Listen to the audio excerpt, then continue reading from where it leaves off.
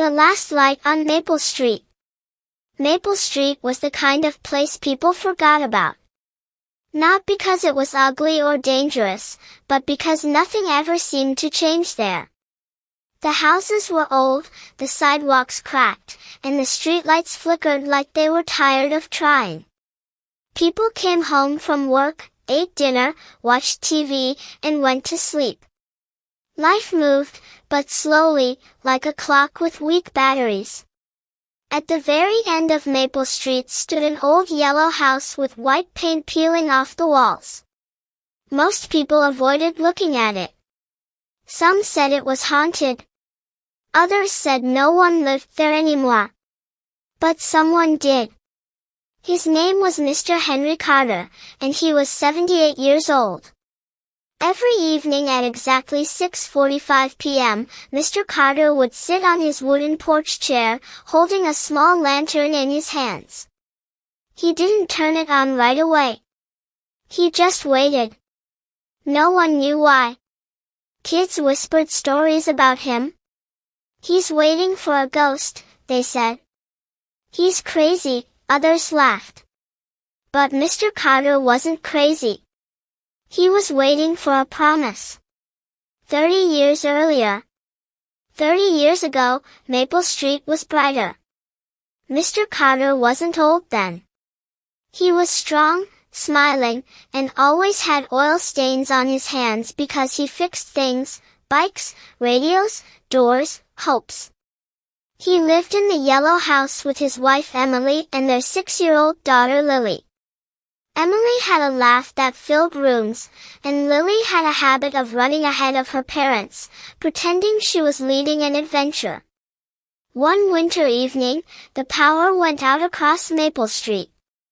Snow fell quietly, covering everything in white. Lily was scared of the dark. So Mr. Carter lit a small lantern and placed it by the window. "Daddy," Lily asked, "what if the light goes away?" Mr. Carter knelt beside her and said, "Then I'll light it again. As long as I'm here, the light will always come back." Emily smiled and added, "And even if Daddy isn't here, love will light the way." That night, Lily fell asleep smiling. 2 years later, Emily passed away after a sudden illness. Maple Street grew quieter. And one rainy afternoon, Lily left for college, hugging her father tightly. "I'll come back," she promised. "I know," Mr. Carter said. "I'll keep the light on." The promise. Life happened. Letters came less often. Phone calls turned shorter. Then, they stopped. Mr. Carter never blamed Lily. He knew how the world pulls people away. But every evening, he still sat on the porch. At 6:45 p.m., he picked up the lantern. At 7 p.m., he lit it. Because promises mattered to him. Years passed. Neighbors moved out. New families moved in. Kids grew up. Mr. Carter grew older. But the lantern never missed a night. Until one evening, it didn't turn on. The boy across the street. 12-year-old Jake Miller lived across the street. He had noticed the old man long before others did. Jake liked quiet things, drawing, watching clouds, listening. One night, he saw Mr. Carter struggling with the lantern. His hands shook. Jake crossed the street. "Sir, do you need help?" Mr. Carter looked surprised, then smiled softly. "It seems my hands don't listen to me anymore." Jake took the lantern, cleaned the glass, and lit it. The warm glow returned. "Why do you do this every night?" Jake asked. Mr. Carter looked at the light for a long moment. "Because someone might be looking for it." Jake didn't fully understand, but he nodded. From that night on, Jake came every evening to help.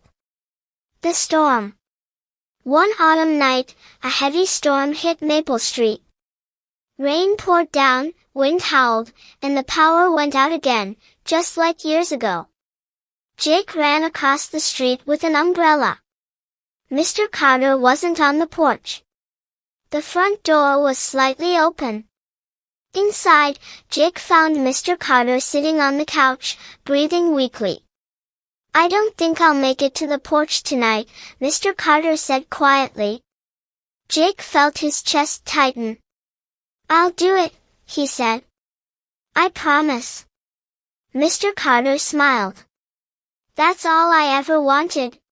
Jake lit the lantern and placed it by the window. The storm raged, but the light stood strong. The return. That same night, a woman drove slowly down Maple Street. Her car stopped.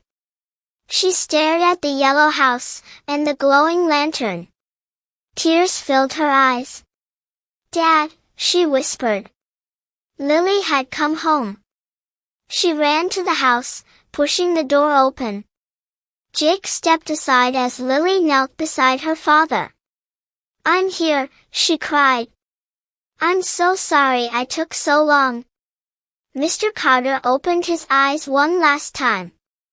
The lantern's light reflected in them. "I knew you'd find your way," he said. And then, he was gone. 1 year later. The yellow house was freshly painted. Flowers bloomed on the porch. Every evening at 7 p.m., a lantern still glowed in the window. But now, it wasn't just for one person. It was for everyone who needed hope.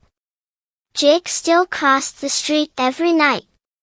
And Lily would say, "Some lights aren't meant to guide us home. They're meant to remind us where we belong."